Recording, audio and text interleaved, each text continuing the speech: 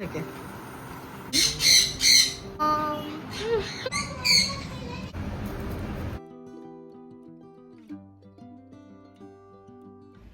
ঘর সাজাতে কার না ভাল লাগে। তো কালকে মিশো থেকে একটা পার্সেল এসেছিল। পার্সেল বলতে জানি আমি কি আছে এটাতে, কি আছে বলো তো, ঘর সাজানোর একটা গাছ। তো এটাই প্রলয়কে বললাম তুমি এখন একটু খুলে দাও। আর তার আগে চান, পুজো, মেয়েকে স্কুলে পাঠানো সব কিছু হয়ে গেছে। ঘরের ভেতরে ইনডোর প্ল্যান্ট রাখি, কিন্তু রাখলেও সেই যখন রাখি তারপরে কিছুদিন বাদেই মরে যায়। তো আর্টিফিশিয়াল প্ল্যান্টগুলোই আস্তে আস্তে কিনবো, অনেক দাম নেয় জানো তো। কিন্তু মিশোতে এটা আমি অনেক সস্তায় পেয়েছি, তো সেই জন্য মিশো থেকেই অর্ডার করে নিয়েছি। তোমরা এটা ফ্লিপকার্ট, অ্যামাজনেও পেয়ে যাবে। না না, ঠিক হবে, পারফেক্ট হবে।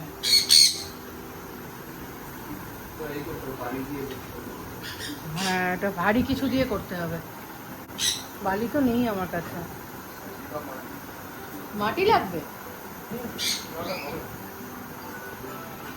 দেখো এখানে হেলিয়ে রেখেছি, না হলে কি হচ্ছে বলো তো, পড়ে যাচ্ছে সাইডে।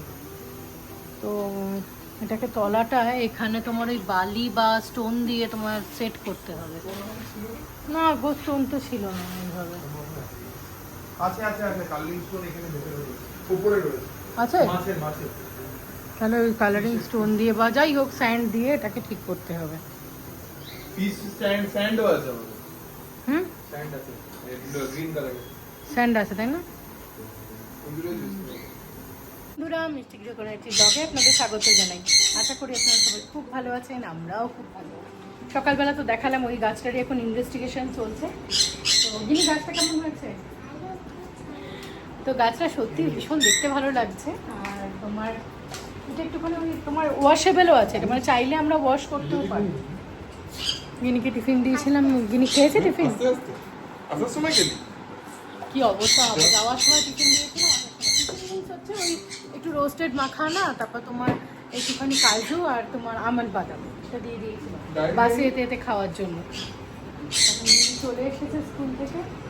আর আজকে দুপুরবেলা যেটা করবো সেটা হচ্ছে এই যে ভাত, তোমার ভাত ধুয়ে চাল ধুয়ে নিয়েছি, এখানে ভাতটা বসাবো।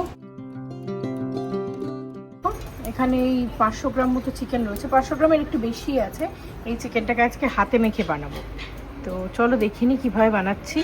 পূর্ণ চিকেনটা আজকে আমি হাতে মেখেই বানাবো। এই দেখো, এখানে চিকেনটাতে জল বেরিয়েছে, জলটা ফেলে দিলাম। তো এর মধ্যে প্রথমেই আমি অ্যাড করে নেবো হচ্ছে নুন।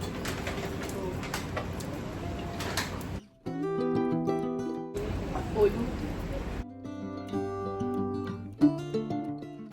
কাশ্মীরি লঙ্কার গুঁড়ো, এই দেখো এখানে আদা রসুন সবকিছু তোমার অ্যাড করে রেখেছি। আদা রসুনটা এর মধ্যে দিয়ে দেবো, কাঁচা লঙ্কা দিইনি, একটু টমেটো বাটা দিয়েছি।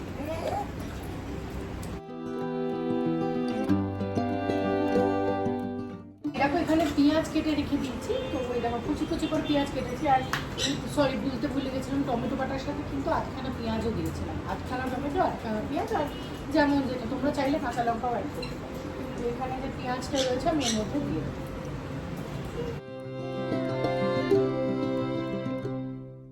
এখানে হচ্ছে বাড়িতে ভাজা শুকনো মানে কি বলবো এটাকে, শুকনো খোলায় ভাজা গোটা জিরে, ধনে, তেজপাতা, রাঁধুনি, ছোটো এলাচ, দারচিনি। তো এখানে যে পাউডারটা রয়েছে এটা আমি পুরো একদম 1 চামচ এর মধ্যে দিয়ে দিলাম। আর একটু দিলাম। তেলটার জন্য আমি হাতটা ইউজ করছি। মোটামুটি এই পরিমাণ সর্ষের তেল দিয়ে আমি এটাকে ভালো করে মাখিয়ে নেব। চামচ তো আছেই, হাতে মাখার কিন্তু স্বাদই আলাদা হয়। যাই হোক, মাখা কমপ্লিট। হ্যাঙ্কার রেখেছি, মানে হ্যাঙ্কার বলতে দইটাকে জল ঝরাতে দিয়েছিলাম, কতটা জল বেরিয়েছে। তো এটাতে কালকেও আমি ঝরাতে দিয়েছিলাম। তো এখান থেকে আমি দই নেব।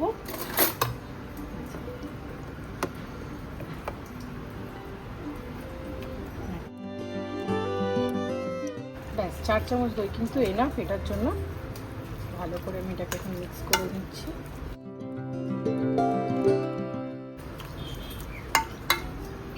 হাত লাগাতেই হবে। দই মশলা নুনটা এমনভাবে মাখাতে হবে যেন ভালো করে সব চিকেনের পিসে ঢুকে যায়। দইয়ের পরে তোমরা চাইলে টমেটোটা বললাম কেটেও দিতে পারো, বাট আমি এখানে তোমার এই সানরাইজের যে গরম মশলা, এটা দিয়ে নিজেদের আন্দাজ মতো এটাকে ভালো করে দিয়ে এটা মিক্স করে দিচ্ছি। এটা কিন্তু আমি বলবো শুধু ধনে গুঁড়ো বা জিরে গুঁড়ো ব্যবহার না করে, যেভাবে আমি বললাম না শুকনো খোলায় ভেজে রোস্ট করে যেটাকে গুঁড়িয়ে নিয়ে মশলাটা হয়, সব থেকে ভালো হয় যদি শিলে বোনাতে পারো। ওরকমভাবে করলে কিন্তু টেস্টটা আরও দুর্দান্ত হয়। তো দেখো ম্যারিনেশন হয়ে গেছে, আমি এটাকে এখন ফ্রিজে রেখে দেবো। মোটামুটি ওই ধরো 15-20 মিনিট রাখলেই হবে। আমি এখন সেটা ফ্রিজে রেখে দিচ্ছি।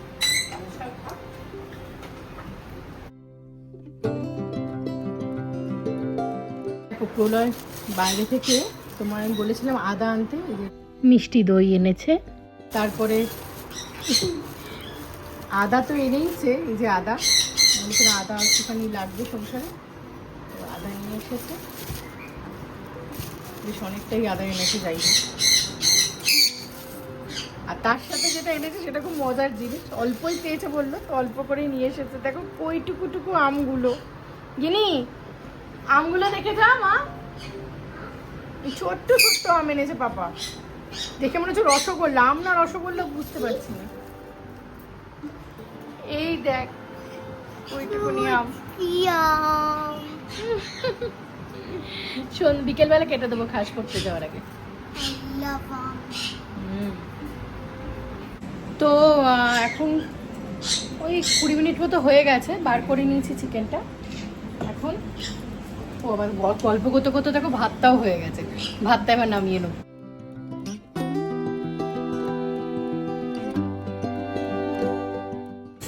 তো তোমার আগে তো ইয়েটা মাখিয়ে রেখেছিলাম, সর্ষের তেলটা।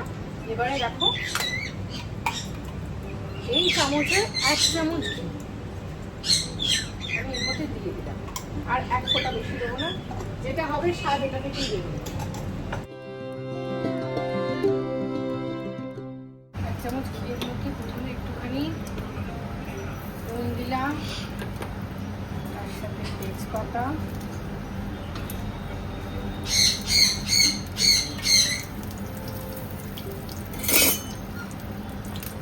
এটা একটু গরম হয়ে গেলেই এখানে চিকেনটা দিয়ে দেবো। চিকেনের বিভিন্ন ধরনের রান্না আমি করি, এই রান্নাটা কিন্তু আমার একটা প্রিয় রান্না বলতে পারো।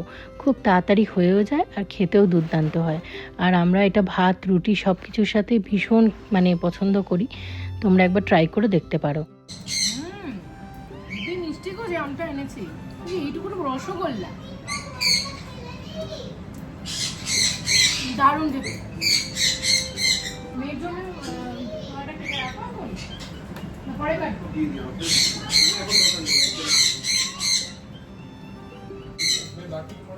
তো এই দেখো এটা মোটামুটি কিন্তু এখন অনেকটাই ইয়ে হয়ে গেছে, পেঁয়াজটা গলে গেছে।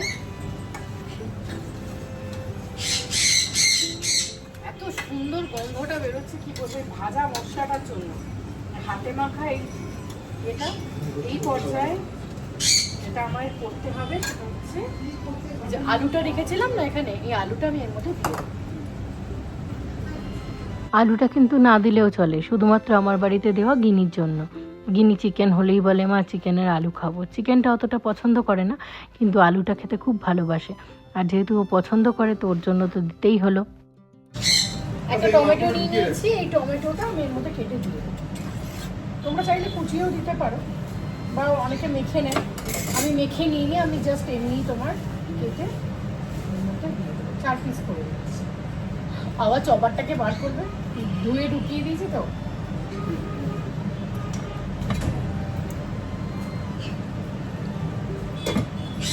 মিক্স করার দরকার নেই, এটা হলে তারপর একটু গরম জল আছে।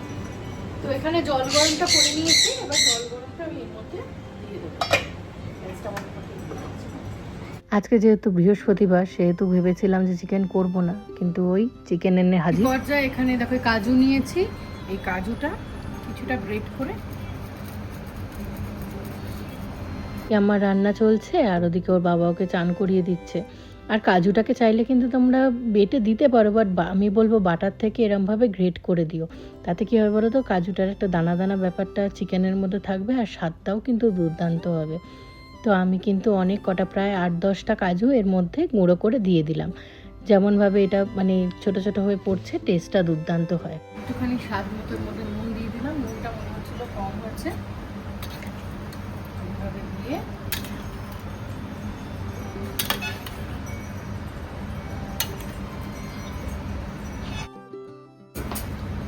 এটাকে ঢাকা দিয়ে দিলাম।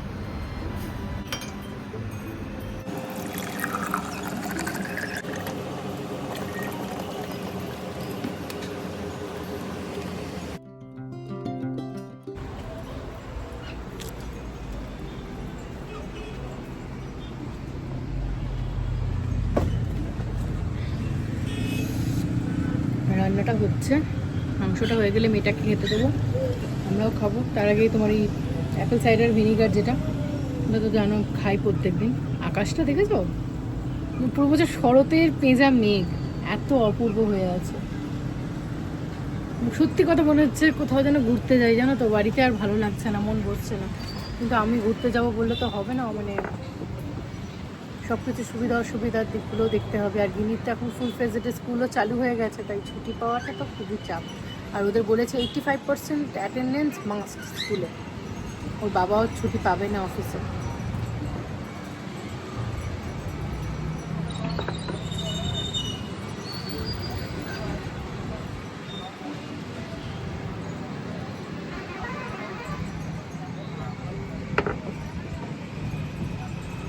তোমাদেরকে দেখাই বাইরে কি সুন্দর ওয়েদারটা, দেখো সত্যি মানে এটা শরৎকালের মেঘ মনে হচ্ছে।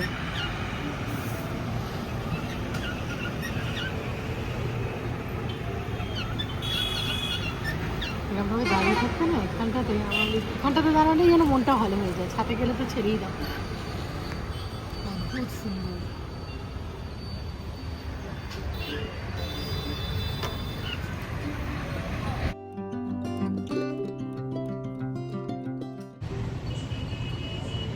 ফিনিশ।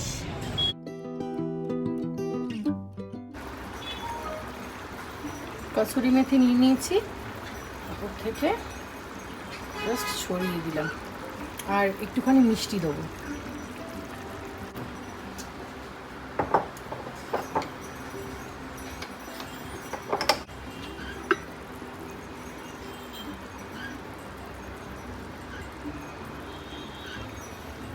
ঢাকা দিয়ে গ্যাসটা বন্ধ করে দিলাম। তো একদম কমপ্লিট। এই যে হাতে মাখা চিকেনের স্পেশাল একটা ঝোল। আলুটা চাইলে নাও অ্যাড করতে পারো, আর আরেকটু চাইলে কম গ্রেভি করতে পারো। দেখতে দেখতে পাচ্ছ কি সুন্দর হয়েছে, গন্ধটা অপূর্ব অপূর্ব। চলো এবার খেতে দিয়ে দিই ওদের সবাইকে, আমিও নিয়ে নিই।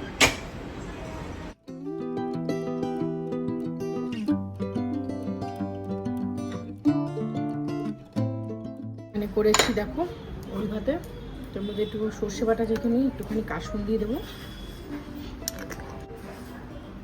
অল্প করে নুন আর একটুখানি সর্ষের তেল।